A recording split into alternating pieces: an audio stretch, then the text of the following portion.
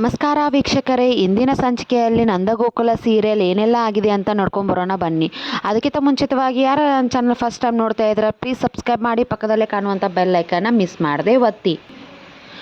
ಇಲ್ಲಿ ನಂದಕುಮಾರ್ ಪ್ರಿಯಾನ ಮೇಲೆ ತುಂಬಾ ಕೋಪಗೊಂಡಿರುತ್ತಾನೆ. ಹೇಗಾದರೂ ಮಾಡಿ ಪ್ರಿಯಾಕನ್ನ ಕ್ಷಮಿಸ್ಬೇಕಂತ 3 ಸೊಸೆಯಂದರು ಪ್ಲ್ಯಾನ್ ಮಾಡ್ತಾ ಇರ್ತಾರೆ.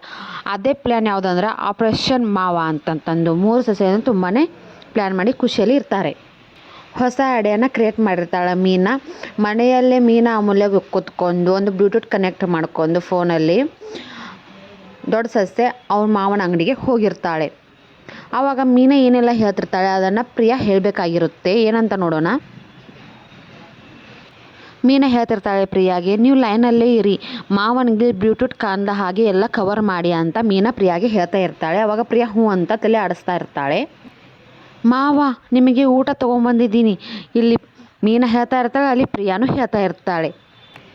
ಹಲೋ ಹಲೋ ಕೇಳಿಸ್ತಾ ಇದೆಯಾ ಇಲ್ಲಿ ಮೀನಾ ಹೇಳ್ತಾ ಇದ್ರೆ ಅಲ್ಲಿ ಪ್ರಿಯಾನು ಸೇಮ್ ಹಾಗೆ ಹೇಳ್ತಾ ಇರ್ತಾಳೆ. ಅವ್ರ ಮಾವ ತುಂಬಾ ಶಾಕಾಗಿ ನೋಡ್ತಾ ಇರ್ತಾಳೆ.